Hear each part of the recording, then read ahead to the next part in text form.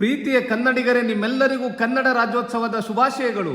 ಅನೇಕ ಮಹನೀಯರ ಹೋರಾಟದ ಪ್ರತಿಫಲದಿಂದ ಏಕೀಕರಣವಾದ ನಂತರ 1973 ನವೆಂಬರ್ 1 ಅಖಂಡ ಕನ್ನಡ ನೆಲವನ್ನ ಕರ್ನಾಟಕ ಎಂದು ನಾಮಕರಣ ಮಾಡಲಾಯಿತು. ಹಲವಾರು ದಶಕಗಳ ಕಾಲ ನಾಡು ನುಡಿಯ ಉತ್ಕಟ ಪ್ರೇಮಿಗಳ ತ್ಯಾಗ ಶ್ರಮದ ಸಾಕ್ಷಾತ್ಕಾರದ ಪ್ರತಿಫಲದಿಂದ ಈ ನಾಮಕರಣವಾಗಿದೆ. ನವೆಂಬರ್ 1 ಕೆಂಪು ಮತ್ತು ಹಳದಿ ಬಣ್ಣದ ಕನ್ನಡ ಧ್ವಜಗಳು ರಾಜ್ಯದ ಎಲ್ಲೆಡೆ ಹಾರಿಸಲ್ಪಡುತ್ತವೆ. ಜಯ ಭಾರತ ಜನನಿಯ ತನುಜಾತೆ ಗೀತೆಯನ್ನ ಎಲ್ಲೆಡೆ ಹಾಡಲಾಗುತ್ತದೆ. ಕನ್ನಡ ನಾಡು, ಕನ್ನಡ ಭಾಷೆ, ಕನ್ನಡ ನೆಲ, ಕನ್ನಡ ಧ್ವಜ ಇವು ಕೋಟ್ಯಾಂತರ ಕನ್ನಡಿಗರ ಮನೆ ಮನಗಳಲ್ಲಿ ಭಾವನೆಗಳಲ್ಲಿ ಬೆರೆತು ಅಜರಾಮರವಾಗಿ ರಾರಾಜಿಸುತ್ತದೆ.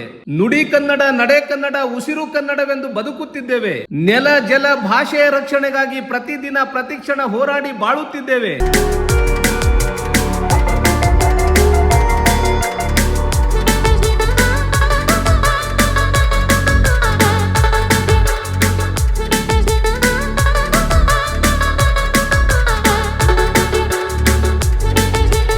ಕನ್ನಡ ನಿನ್ನೆ ಮೊನ್ನೆ ಹುಟ್ಟಿದ ಭಾಷೆಯಲ್ಲ.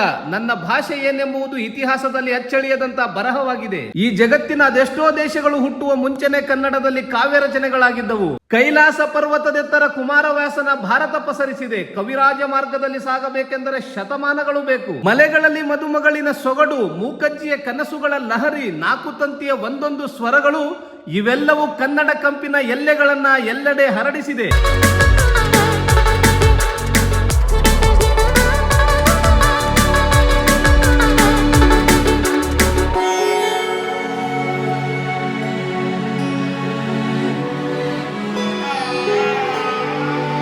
ಕನ್ನಡಕ್ಕಾಗಿ ಉಸಿರನ್ನೇ ಮೀಸಲಿಟ್ಟ ಕನ್ನಡಿಗರಿಗೆ ಕನ್ನಡ ಉಳಿಸುವುದು ಕಷ್ಟವೇನಲ್ಲ. ಕುವೆಂಪು, ಬೇಂದ್ರೆ, ತೇಜಸ್ವಿಯವರು ಕೇವಲ ಕವಿಗಳಲ್ಲ, ಕನ್ನಡದ ಅಸ್ಮಿತೆಗಳು. ಬೆಳಗಾವಿ ಕೇವಲ ಒಂದು ಜಿಲ್ಲೆ ಅಲ್ಲ, ಅದು ಪ್ರತಿಯೊಬ್ಬ ಕನ್ನಡಿಗನ ಮೂಲ ಆಸ್ತಿ. ಕಾವೇರಿ, ಕೃಷ್ಣ, ತುಂಗಭದ್ರ ಇವು ಕೇವಲ ನದಿಗಳಲ್ಲ, ಕನ್ನಡಿಗರ ಭಾವನೆಗಳ ಭರಪೂರ ಜೀವಾಳ.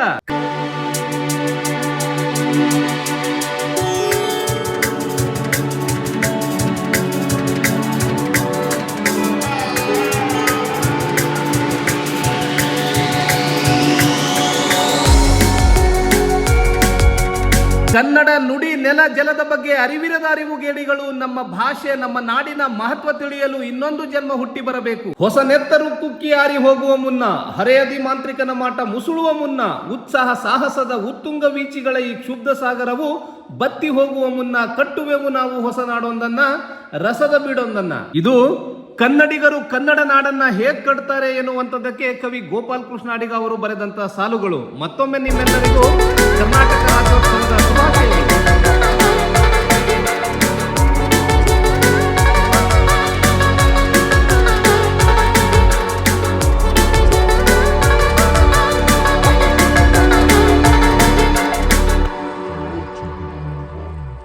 Kan burada var o bombaracı pırın.